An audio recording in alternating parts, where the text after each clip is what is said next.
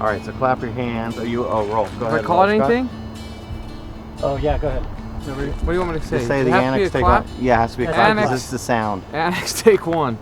Every song is its own, has its own spirit and its own way of presenting itself to you, I find. And so I've never had this cycle that I really enter, or that I can rely on. You're just kind of waiting for inspiration. One thing that I've found is that the more that I practice, the more the inspiration comes. I think so there's something, the old cliche of write what you know about. It took me how long now? 20 years to write what I know about on this record. It's not as easy as it sounds. But I found once I fully committed, there was just I had, these are things that I know about. These are people that I know, and it was kind of an enlightening thing for me.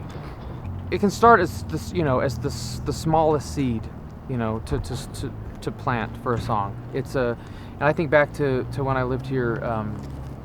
I would have been, I don't know, in 7th grade or 8th grade, and my mom was telling people how my dad never wakes her up in the morning. He would get up at 3 a.m.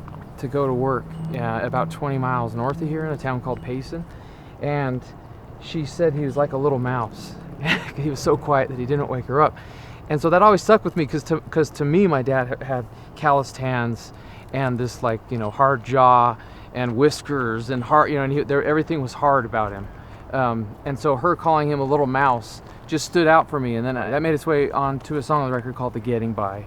And it was, early seeds planted for me to be able to write about, a working class man. And, and my father, represented that well to me. And I think the way that he provided for us and, the way that he went to work is something that I use to this day in my songwriting. When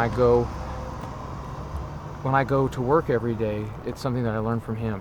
And I make sure that I have time for my kids, but I also make sure that I have time for my work. And so I think it all goes back to those experiences as a kid. When I get up, she swears that she don't hear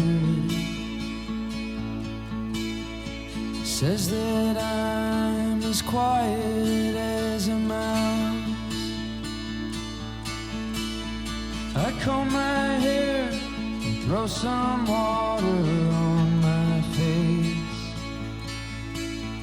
and back out